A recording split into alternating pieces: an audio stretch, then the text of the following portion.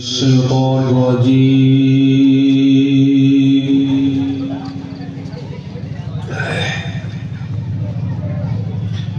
بسم الله الرحمن الرحيم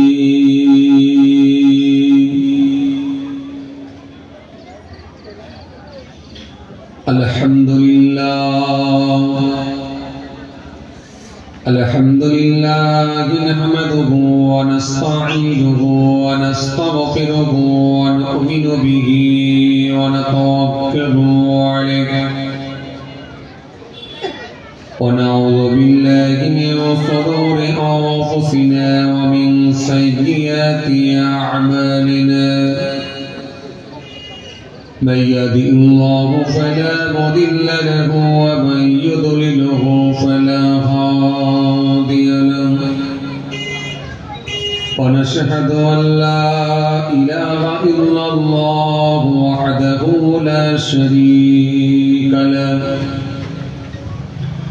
ونشهد أن محمدا عبده ورسوله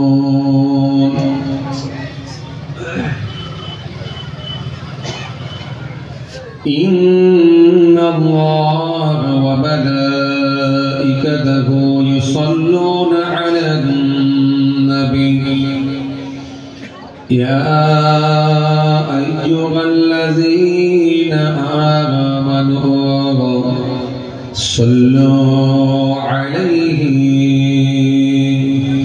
وسلموا تسليما اللهم صل على سيدنا مولانا محمد وعلى آل سيدنا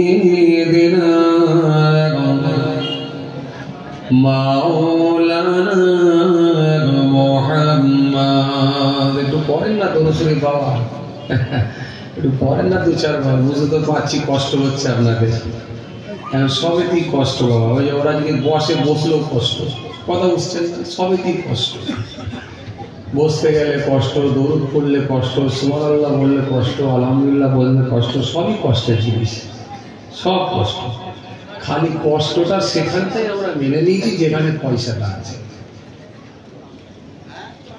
কথা বুঝছেন না পয়সাটা যেখানে আছে সেখানটা কষ্টটা মেনে নিয়েছি বাকি কোনো কষ্ট আমাদের ভালো লাগে না কথা বুঝছি তো যাই হোক দরুদ পড়লে লস নাই এখানেও পয়সা পাওয়ার ব্যাপার আছে সেটা দুনিয়ায় পাবেন না কবরে পাওয়া যাবে পরকালে আল্লাহ দেবে সেটা ইহকালে নয় পরকালে তাই আপনারা এসে বসে যান আর একটু উচ্চ আওয়াজে মহব্বতের সঙ্গে দরুদ শরীফ পড়েন আল্লাহুম্মা সাল্লি আলা সাইয়্যিদিনা মাওলানা মুহাম্মদ ওয়া আলা আলি সাইয়্যিদিনা আওয়াজ করে পড়েন আল্লাহুম্মা সাল্লি আলা সাইয়্যিদিনা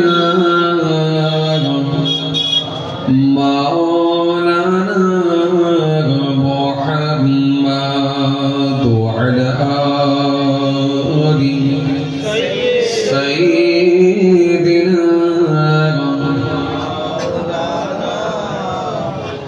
उनका दर चूमने का से लगा मिल गया सर उठाया तो मुझको खुदा मिल गया कल लाइव होच्छे गाने लाइव होच्छे गानो हाँ करो लाइव होई उनका दर चूमने का सिला मिल गया सर उठाया तो मुझको खुदा मिल गया, आसियों का बरर मर्तबा मिल गया, हसर में दामने मुस्तफा मिल गया। अल्लाहुम्मा सल्ली अला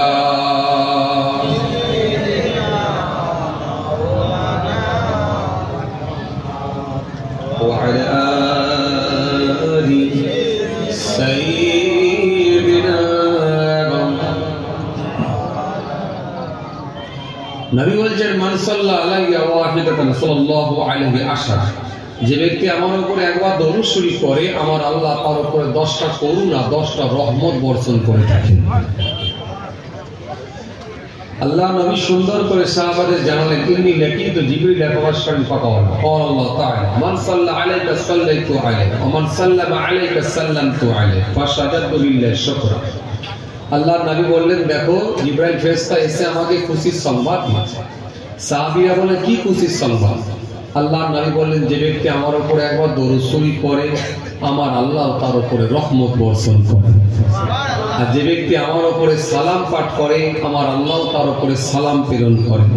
নবী বলছেন এটা শোনার সাথে সাথে আমি রাসূল থাকতে না পেরে ফাশাদাতু লিল্লাহি শুকরা, আমি শুকরিয়ায় সিজদায় পড়ে গেলাম। কিন্তু কথা বুঝতে পারছেন বাবাজি? এবারে দরুদ শরীফ আমাদের পড়া দরকার আছে জি। এবার একটু আমরা ভাবনা চিন্তা করি, যদি মনে হয় দরুদ শরীফ পড়া দরকার তাহলে একটু উচ্চ আওয়াজে মনোযোগ দিয়ে পড়ে, একটু মহব্বতের সঙ্গে পড়ে। আল্লাহুম্মা সাল্লি আলা সাইয়্যিদিনা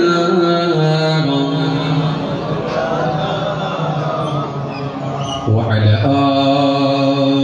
আলি সাইয়্যিদিনা।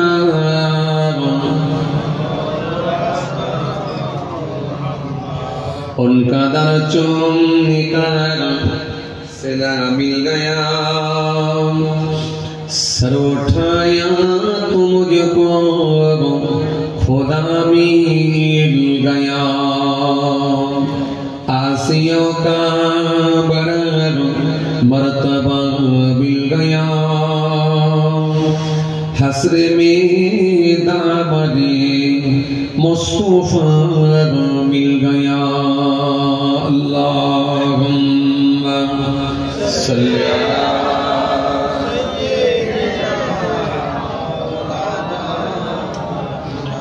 व अला आलि सय्यिदिना।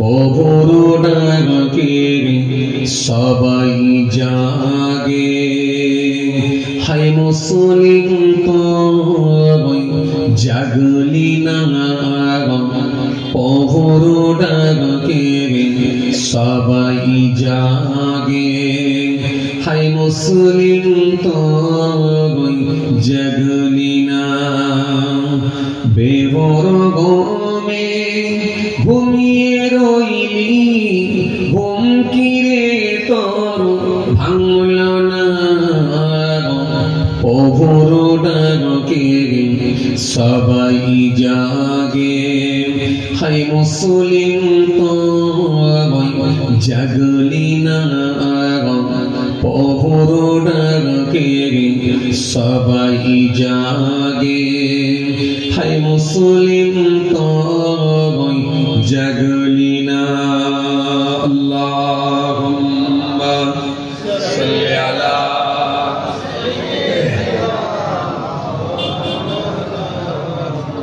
ওয়া আলা আলি সাইয়্যিদিনা।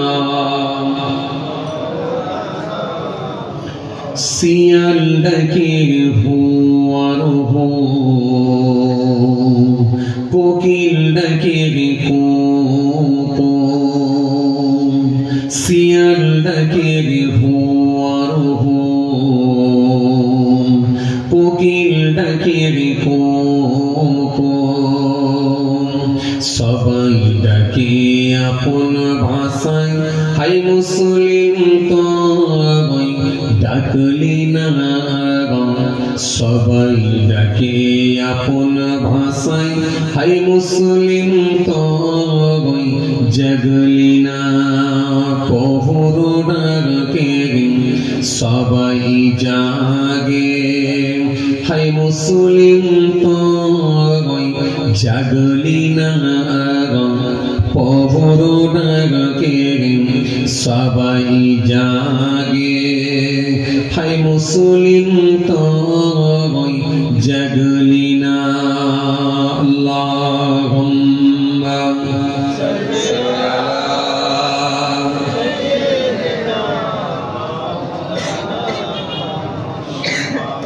وعلى آل سيدنا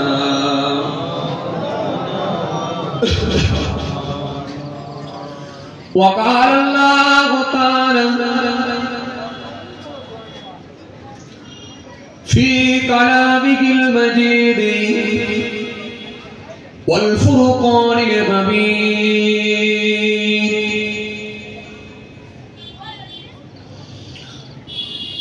وَلَقَدْ أَهْلَكْنَا الْقُرُونَ مِنْ قَبْلِكُمْ لَمَّا ظَلَمُوا وَجَاءَتْهُمْ رَسُولُهُم بِالْبَيِّنَاتِ وَمَا كَانُوا لِيُؤْمِنُوا كَذَلِكَ نَجْزِي الْقَوْمَ الْمُجْرِمِينَ.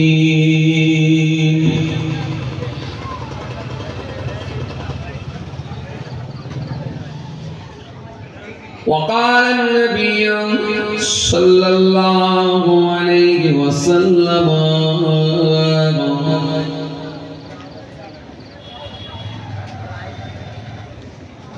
من ترك الكذب وهو باطل بني له قصر في ربده الجنة ومن ترك البناء وهو محيط بني له في وسطها ومن حسن خلقه بني له في أعلاها إلى آخر الحديث أو كما قال. প্যারা হাজির মজলিস, সত্যিও দিনদার ইমানদার পরেজগার মুত্তাকি বয়োজ্যেষ্ঠ আল্লাহওয়ালা প্রবীণ মানুষেরা, আজকের মাহফিলে বসে থাকা নামাজি রোজাদার দিনদার খোদা ভীরু আল্লাহওয়ালা মানুষেরা, আজকের মাহফিলে বসে থাকা আমার যুবক সাথী মোহব্বতের ভাইরা, আমাদের ঘরের সন্তানেরা, আমার ছোট ছোট ভাই বোনেরা, আজকের মাহফিলে বসে থাকা হাফিজে কোরআন, ওলামায়ে কেরাম, হুফাজে কেরাম, আল্লাহ পাকের হাজী বান্দা গণেরা, খাস করে এই মহল্লার ইমাম, আমাদের সকলের কাছে সম্মানীয় ব্যক্তি, আমাদের জনাব হযরত হাফিজ মাওলানা আব্দুল কাইয়ুম সাহেব, সকলকে আমি আমার অনেক অনেক সালাম, শুভেচ্ছা, ভালোবাসা জানিয়ে খুব অল্প সময় সংক্ষিপ্ত কিছু বয়ান করে আপনাদের খেদমত থেকে বিদায়। পাশাপাশি আরো জানাই, যারা আর ইহলোকে নাই, আল্লাহর জামিন ছেড়ে বিদায় নিয়েছেন, নশ্বর ধাম ত্যাগ করেছেন, ধরাধাম ত্যাগ করেছেন, আমাদের থেকে যারা পৃথক হয়ে গেছে, মাত্র ৩.৫ হাত জায়গা অধিকার করে অপেক্ষায় রত, ইন্তজার করছেন, ওয়েট করছেন সে কিয়ামতের দিনের জন্য, জানাই তাদেরকে আমি আমার অন্তঃস্থল থেকে সালাম এবং মুবারকবাদ। আল্লাহ পাকের রহমত প্রত্যেক ঈমানদারের উপর হোক, আমরা জোরে বলি আল্লাহুম্মা আমিন। মাশাআল্লাহ, আলহামদুলিল্লাহ। আজকে এই হামাদামা গ্রামের যুবক ভাইদের প্রচেষ্টায়, আপনাদের সকলের সহযোগিতায় প্রতি বছরের ন্যায় এবছর আল্লাহ করিয়ে নিয়েছেন ইসালে সওয়াবের মাহফিল, জিকরুল্লাহ, জিকরুন নবীর মাহফিল। আমরা বেশ কিছু মানুষ এক জায়গায় জমায়েত হয়েছি। আমার আল্লাহ পাক দয়া করে তার কিছু গোলামদেরকে সমস্ত রকমের পাপ কর্মগুলো থেকে বিরত রেখে আল্লাহর সন্তুষ্টি এবং তার হাবিবুল্লাহকে খুশি করার নিয়তে তার কিছু গুনাহগার বান্দাদেরকে এক জায়গায় বসার সুযোগ করে দিয়েছেন। এই জন্য মহান স্রষ্টার দরবারে আমরা শুকরিয়া আদা করার উদ্দেশ্যে একবার বলি আলহামদুলিল্লাহ। সব তারিফ আল্লাহ কে লিয়ে হ্যায় जो रब है शाह जहां का। সমস্ত প্রশংসার মালিক আল্লাহ, পরে পরে প্রশংসাকার বিশ্ব নবী, বিশ্ব রাসূল, লাস্ট প্রফেট হযরত নবী মুহাম্মদ মুস্তাফা সাল্লাল্লাহু আলাইহি ওয়াসাল্লাম, যিনার আগে গোনা নাই, পরে গোনা নাই, যিনাকে আল্লাহ পাক বেগুনা মাসুম করে বানিয়েছিলেন, সেই নবী মুহাম্মদ মুস্তাফা সাল্লাল্লাহু আলাইহি ওয়াসাল্লাম যিনার তুলনা হয় না, কোরআন স্পষ্ট ঘোষণা দিয়েছে, ইয়া আইয়ুহাল্লাযীনা আমানু ইসতাজিবু লিল্লাহি ওয়া লির-রাসূল ইযা দাআকুম ইয়া আইয়ুহাল্লাযীনা আমানু লা তারফাউ আসওয়াতাকুম ফাওকা সাওতিন নবী মা আতাকুমুর রাসূলু ফাখুযুহু ওয়া মা নাহাকুম আনহু ফান্তাহু। কোরআন এক জায়গায় নয়, একাধিক জায়গায় তার হাবিবুল্লাহকে নিয়ে আল্লাহ পাক আলোচনা করেছেন। তাই হাবিবুল্লাহর আলোচনা শুনতে আল্লাহ রাব্বুল আলামিন সবথেকে বেশি পছন্দ করেন। তাই কোরআন স্পষ্ট ঘোষণা দিয়েছে, ওয়ারাফা'না লাকা যিকরাক, হাবিব আপনার জিকির, আপনার আলোচনা আমি আল্লাহ উচ্চ মর্যাদা, উচ্চ আসন দান করেছি। জোরে বলে সুবহানাল্লাহ। ভাইরা আমার, বন্ধুরা আমার, সাথী মহব্বতের ভাইরা, আপনারা বেশ কিছু মানুষ এক জায়গায় এসে বসেছেন। যতক্ষণ বসে থাকবেন নিশ্চিতভাবে সওয়াবের হকদার হবেন। কেন আমি প্রথমেই বলছিলাম, লাভ ছাড়া আমরা কোনো কাজ করি না। এখানেও আমরা বসলে কতটা আমরা লাভবান হব, কতটা আমরা এর বেনিফিট পাবো, এটাও জেনে রাখা দরকার। মনে রাখবেন, দুটো কাল, একটা ইহকাল আর একটা হলো পরকাল। ইহকালে যেমন আমরা অর্থ ছাড়া এক পা হিলি না, অনুরূপ ভাবে পরকালও কিন্তু আপনি এক পা নড়তে পারবেন না, সেটা হলো আমল ছাড়া কিন্তু কোনো কাজে আসবে না। তো ইহকালে আপনি যতটুকু সঞ্চয় করবেন, পরকালে নিশ্চিতভাবে তার বেনিফিট আল্লাহর দরবার থেকে পেয়ে যাবেন। কেন আমার আল্লাহর ওয়াদা আছে, আমি আল্লাহ পাক সামান্যটুকু জিনিস, সামান্য পরিমাণও যদি হয়, তারও বদলা আমি বুঝিয়ে দেবো। ফামান ইয়া'মাল মিসকালা যাররাতিন খায়রান ইয়ারা ওয়া মান ইয়া'মাল মিসকালা যাররাতিন শাররান ইয়ারা। এটা আল্লাহর ওয়াদা আছে। তো সুতরাং এই যে আপনারা ঠান্ডার রাতে, শীতের রাতে কিছু মানুষ বসে আছেন, সবাই তো আর আসে না, সবাই আসবেও না। চায়ের দোকানে বসার লোক আছে, কিছু ঘোরাঘুরি করার লোক আছে, মার্কেটিং করার লোক আছে, কিন্তু আপনারা যে বসেছেন কি পাবেন? মনে রাখবেন, এই মাহফিলটার একটা গুরুত্ব রয়েছে আল্লাহ দরবারে। নবী বলেছেন, মাজলিসু ফিহি খায়রুন মিন ইবাদাতি 60 সানা। 60 বছর নফল ইবাদত করার থেকে একটা দিনই মাজলিস হলো আল্লাহর কাছে উত্তম, আল্লাহর কাছে প্রিয়। একটু জোরে বলবেন না? 60 বছর নফল ইবাদত করার থেকে একটা দিনই মাজলিস হলো আল্লাহর কাছে উত্তম, আল্লাহর কাছে প্রিয়। আরে মাহফিলের কত গুরুত্ব বুঝতে পারছেন? তাই আপনারা এসে এখানে বসেছেন। যতক্ষণ বসে থাকবেন 2-4 বার তাসবিহ পড়ার সুযোগ পাচ্ছেন। আলহামদুলিল্লাহ, সুবহানাল্লাহ, মাশাআল্লাহ, এটা বলার সুযোগ পাচ্ছেন। যতক্ষণ বসে থাকছেন 2-4 বার কলেমা শরীফ পড়ার সুযোগ পাচ্ছেন। যতক্ষণ বসে থাকছেন আপনারা 2-4 বার দরুদ শরীফ পড়ার সুযোগ পাচ্ছেন। আমার আল্লাহ ইচ্ছা করলে এই দরুদের ফাজিলাত এত বেশি বাড়ানো হয়েছে, এই দরুদ পড়ার বদৌলতে, এই তাসবিহ পড়ার বদৌলতে আল্লাহ ইচ্ছা করলে আপনার নেকির খাতাটা নেকি দিয়ে ভরিয়েও দিতে পারেন। এই জন্য এই মাহফিলে যতক্ষণ আপনি বসে থাকবেন নিশ্চিত সওয়াবের হকদার হবেন। এতে যাওয়া পরিমাণ সন্দেহের অবকাশ নাই, কোনো সন্দেহ নাই। কথা বুঝে আসছে? ভাইরা আমার, চলুন আলোচনা খুব বেশি লম্বা নয়, অল্প সময় কিছু আলোচনা করে বিদায় নেব। খুব কষ্ট আপনাদেরকে দেব। কোরআন শরীফ এমন একটা গ্রন্থ, এমন একটা পুস্তক, 6666টা আয়াত আল্লাহ দিয়েছেন। 500 আয়াত দিয়েছেন খালি আদেশ আর নিষেধ, চলবে আর চলবে না, করো আর করো না, জায়েজ আর না জায়েজ, হালাল আর হারাম, বৈধ আর অবৈধ, এটা নিয়ে আলোচনা করেছেন খালি 500 আয়াত। আর বাকি আয়াতগুলো হিস্ট্রি অফ পাস্ট, অতীতের ইতিহাস। নূহ নবীর জামানায় যে ঘটনা, মুসা নবীর জামানায় যে ঘটনা, ইউনূস নবীর জামানায় যে ঘটনা, সুলাইমান নবীর জামানায় যে ঘটনা, ইয়াকুব নবীর জামানায় যে ঘটনা, সবকিছুকে আমার আল্লাহ এক জায়গায় জমা করে, একত্রিত করে তার হাবিবুল্লাহকে আমার আল্লাহ কোরআনে কারীমের মধ্যে জানিয়ে দিয়েছেন। এই কোরআন শরীফকে আমার আল্লাহ এত সুন্দর করে সাজিয়েছেন, একটার সঙ্গে একটার যে সামঞ্জস্যতা, যে মিল, গোটা পৃথিবীর মানুষকে হতভম্ব করে দিয়েছেন। সেই কোরআন শরীফের মধ্যে আল্লাহ রাব্বুল আলামিন অনেক আয়াত দিয়েছেন। ছোট্ট একটা আয়াতের মধ্যে আল্লাহ রাব্বুল আলামিন বললেন, কি বললেন? ইয়া আইয়ুহাল্লাযীনা আমানু কু আনফুসাকুম ওয়া আহলিকুম নারা ওয়াকুদুহান নাস ওয়াল হিজারা। এই আয়াতের মধ্যে আল্লাহ রাব্বুল আলামিন বললেন, ইয়া আইয়ুহাল্লাযীনা আমানু, হে ঈমানদারগণ, কু আনফুসাকুম ওয়া আহলিকুম নারা, তুমি বাঁচো আর তোমার পরিবার বর্গকে বাঁচাও। কোথা থেকে? ওয়াহলিকুম নার, জাহান্নামের আগুন থেকে। কেন? ওয়াকুদুহান নাস ওয়াল হিজারা, যে জাহান্নামের আগুন হবে, যে জাহান্নামের আগুন হবে মানুষ আর পাথর দিয়ে। মানুষ আর পাথর দিয়ে, মানুষ আর পাথর দিয়ে জাহান্নামের আগুন জ্বলবে। যেমন দুনিয়ায় কাঠ দিয়ে, পাকাটি দিয়ে, পাতা দিয়ে, কেউ গুল দিয়ে, কেউ গ্যাস দিয়ে আগুন জ্বালানো হয়, ওখানে জাহান্নামের আগুন জ্বলবে শুধুমাত্র মানুষ আর পাথর দিয়ে, আর কিছু না। মানুষ আর পাথর দিয়ে আগুন জ্বালানো হবে। তাহলে রব্বুল আলামিন আল্লাহ পাক এই আয়াতের মধ্যে কি বললেন? তুমি বাঁচো আর তোমার পরিবার বর্গকে বাঁচাও। আমরা যদি হিসাব করে দেখি, আমরা তবু কিছু মানুষ বয়স হয়ে যাওয়ার কারণেতে, একটু ভয় ভীতি ঢোকার কারণেতে, তবু কিছু মানুষ আমরা নিজেরা চেষ্টা করি বাঁচার, চেষ্টা করি। যে লোকটা দেখবেন বাবাজি 20 বছর 30 বছর হয়ে গেছে, নামাজ পড়ে না, 50 দিন পার হয়ে গেল, আপনি দেখেন নামাজ ধরে নিয়েছে।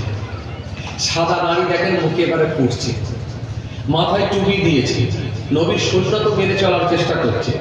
তার মানে তারও টার্গেট আছে যে কোনো ভাবে আমাকে জাহান্নামের আগুন থেকে বাঁচতে হবে। এই জাহান্নামের আগুন থেকে বাঁচতে হবে, এই চেষ্টাতে সে কিন্তু যতটা পারছে ধর্ম বিধান মেনে চলার চেষ্টা করছে।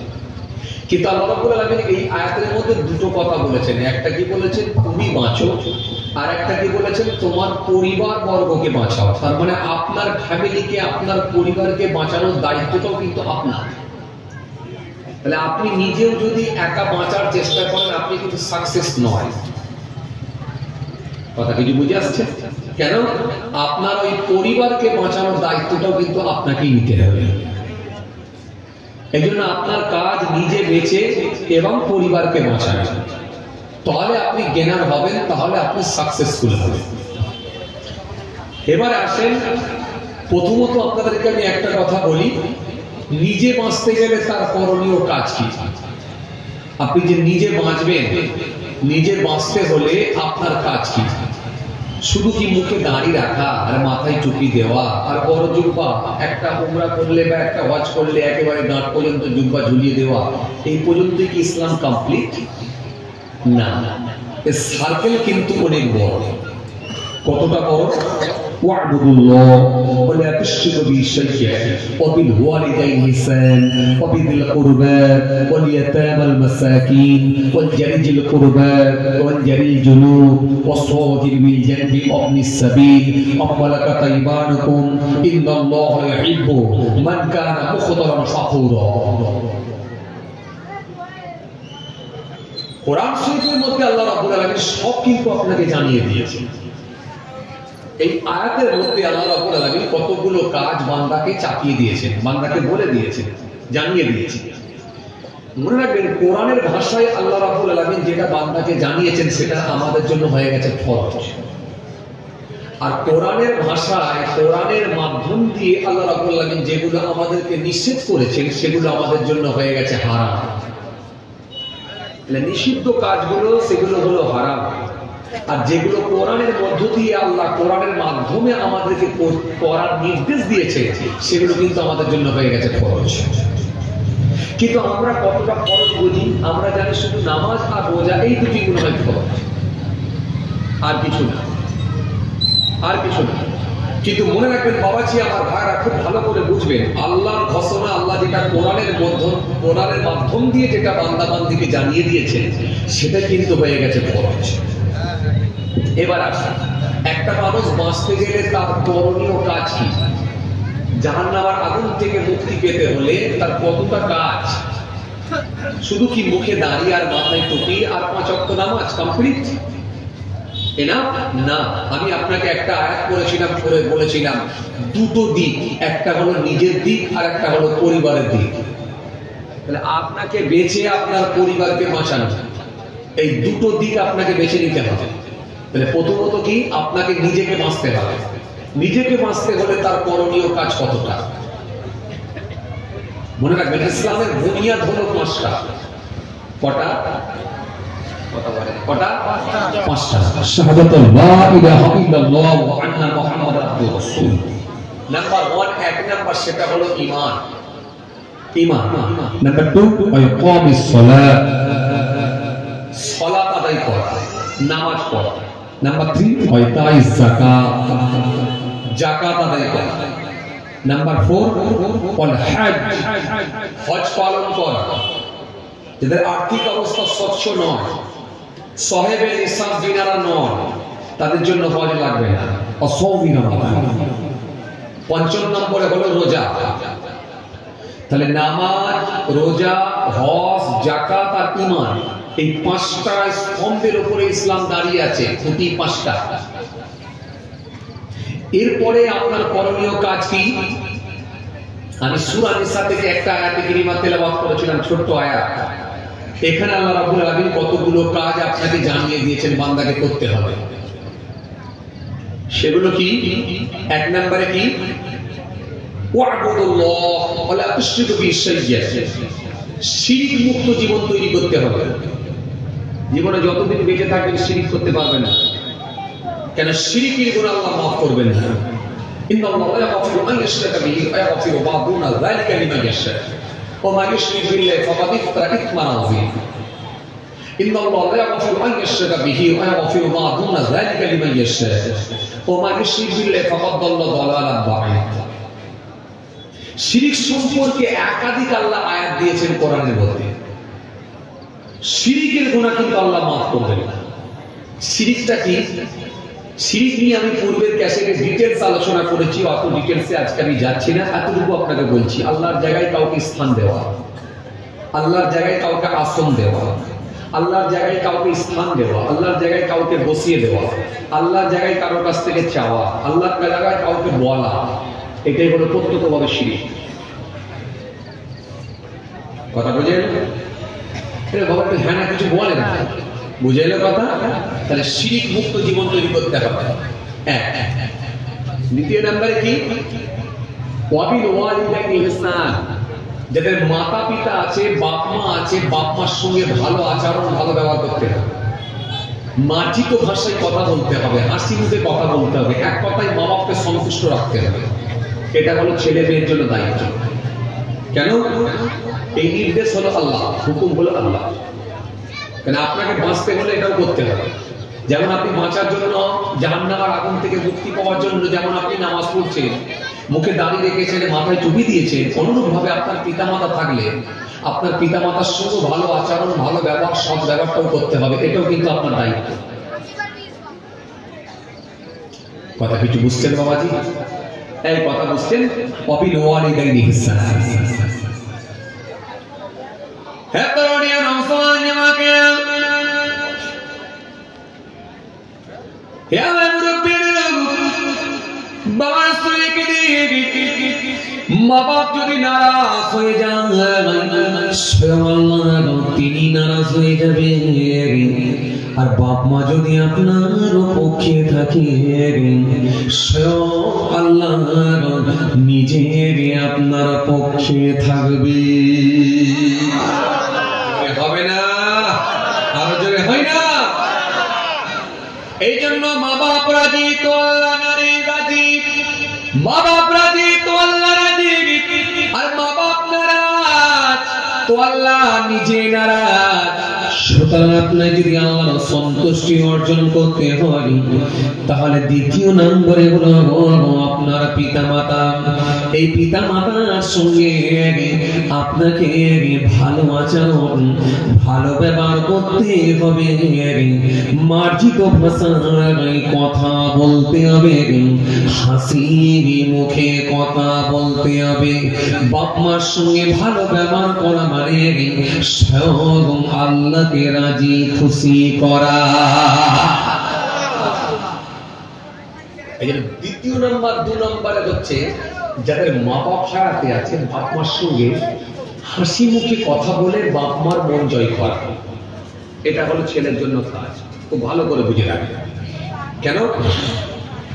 আমি কোনো লম্বা আলোচনা করছি না, আমি ছোট্ট একটা আয়াত করেছিলাম যে তুমি বাঁচো আর তোমার পরিবারকে বাঁচাও। ব্যাস এই দুটো পাঠ করে নিয়েছি। নিয়ে নিজে বাঁচতে গেলে কতটা কাজ, ব্যাস এইটুকু আলোচনা আপনাদের সামনে করছি। এরপরে যদি সময় থাকে একটু পরিবারকে বাঁচানোর জন্য কি কাজ, ব্যাস এই দুটো আলোচনা করে চলে যাবে। খুব ভালো করে বোঝার চেষ্টা করুন বাবাজি। তাহলে দ্বিতীয় নম্বরে ছিল কি? পিতা মাতা, মা বাবা, জি মা বাবা। কেন? মা বাপ যদি আল্লাহর দরবারে দোয়া করে সেটা আল্লাহর দরবারে কবুল হয়। রাসূল করিম সাল্লাল্লাহু আলাইহি ওয়াসাল্লাম বলেছেন 3 শ্রেণীর মানুষের জবানে দোয়া কবুল হবে: দাওয়াতুল মাজলুম, দাওয়াতুল মুসাফির ওয়া দাওয়াতুল ওয়ালিদি আলা ওয়ালাদিহি। একটি মাজলুম ব্যক্তির জবানে দোয়া কবুল হবে, আর কি মুসাফিরের জবানে দোয়া কবুল হবে। আর ছেলে মেয়ের জন্য তার পিতামাতার দোয়া, আব্বা মায়ের দোয়া 100% আল্লাহর দরবারে কবুল হয়ে যায়। যদি বলবেন না, ছেলে মেয়ের জন্য তার আব্বা মা যদি একবার দোয়া করে এটা 100% কবুল হয়ে যায়। তাহলে আপনার জন্য যদি আপনার শ্বশুর আব্বা দোয়া করে তা কবুল হতেও পারে, নাও পারে, তার নিশ্চয়তা নাই। আপনার জন্য যদি আপনার শাশুড়ি আম্মা দোয়া করে কবুল হতেও পারে, নাও পারে, তার নিশ্চয়তা নাই। কিন্তু আপনার জন্য যদি আপনার জন্মদাতা বা জননী মা যদি একবার পক্ষে দোয়া করে সেটা 100% নবী বলছে কবুল হয়ে যাবে। কিন্তু যদি আমরা একটু হিসাব করে দেখি, আমরা একদিনের দিকে আমরা একদিনের মেহমান মনে করে আমরা শ্বশুরের গুরুত্ব কিন্তু অনেক বেশি দিই, শাশুড়ির গুরুত্ব কিন্তু অনেক বেশি দিই।